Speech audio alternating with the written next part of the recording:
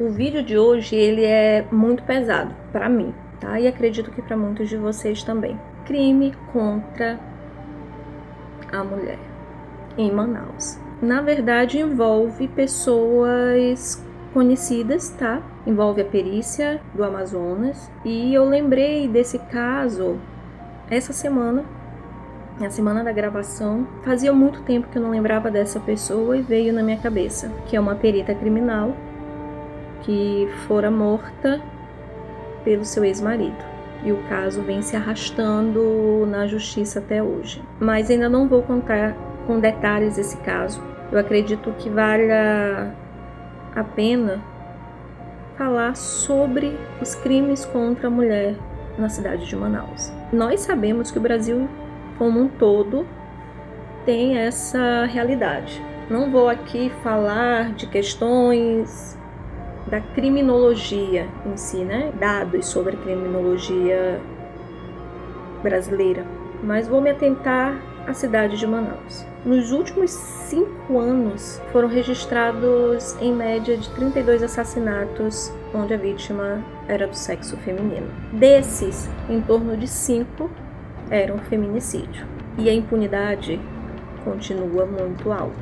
Então, vasculhando pela internet, eu encontrei alguns casos que se tornaram marcantes na cidade de Manaus. Inclusive, quando eu cheguei em Manaus, eu ouvi falar deles. Mas antes de continuar falando sobre esses casos, eu fiz uma gravação no monumento. Foi feito pelo pai de uma das vítimas mais marcantes da cidade de Manaus, a tenente Roxana Benesse. Manaus é uma terra de mulheres bonitas, gente hospitaleira e, infelizmente, um dos maiores índices de feminicídio do Brasil. Nós estamos diante do monumento que representa todos os crimes praticados contra a mulher na cidade de Manaus. Foi feito pelo pai de uma das vítimas. Esse monumento foi construído pela dor de um pai que perdeu a sua filha nas mãos de um homem. O homem possuído pelo ciúme, pelo desejo de posse e pela ganância sobre a mulher.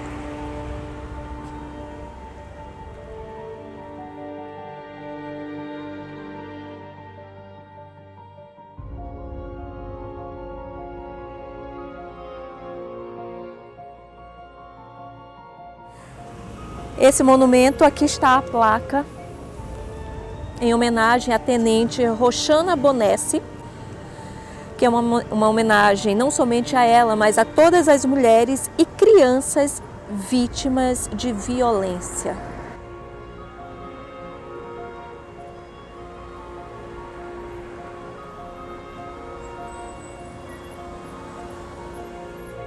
O monumento levantado pelo pai da Roxana não fala apenas das vítimas do passado, mas continua falando das vítimas atuais. O caso da tenente Roxana Benesse, ele é um caso de relacionamento extraconjugal que infelizmente terminou de uma forma tão trágica e dentro de uma área predial do Exército Brasileiro, em Manaus. A tenente Roxana, ela mantinha um caso com o capitão do Exército, Paulo Loureiro. O capitão não havia aceitado o rompimento do romance por parte da Roxana. O homicídio ocorreu no dia 2 de dezembro de 2002, quando a tenente Roxana foi atacada e teve um golpe desferido contra si na região do pescoço. E tudo isso aconteceu na garagem da 12ª Inspetoria de Finanças e Contabilidades do Exército, aqui em Manaus. Depois de morta, o capitão Paulo Loureiro removeu o corpo e ocultou o corpo em uma área de mata. Depois de 2 dias sumida, o pai sentiu a falta da filha, já começaram as buscas e o corpo foi encontrado numa área de mata. O capitão foi julgado, condenado e restou ao pai levantar o monumento que vocês viram logo no início da filmagem.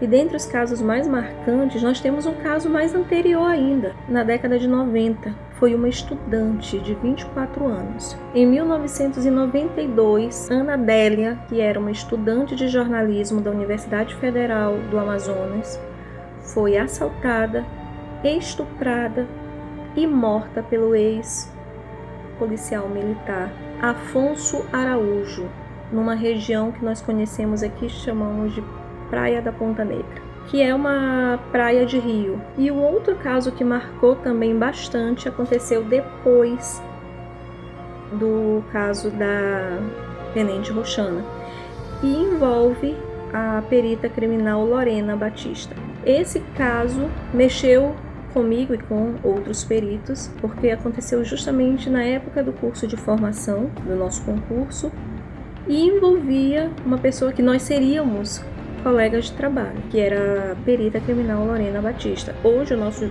instituto recebe o nome de Lorena Batista em homenagem à perita criminal que foi assassinada pelo seu marido. Particularmente eu já conhecia a Lorena, não de amizade íntima, não. Eu era técnica de laboratório de genética forense da Polícia Civil. Sempre a encontrava por lá, conversávamos um pouco, ela era amiga de amigas minhas. Era uma pessoa que sempre estava muito ligada às questões sindicais da perícia criminal. Foi muito importante para ganhos da perícia oficial do estado do Amazonas.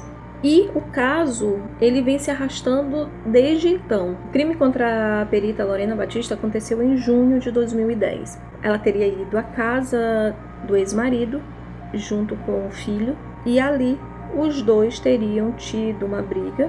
Ela estava armada, a mesma arma que ela usa em serviço, e ali os dois teriam discutido e ele alega que foi legítima defesa e teria atirado nela. Segundo a versão do marido, o dentista Milton, ele teria atirado na cabeça da perita Lorena em legítima defesa.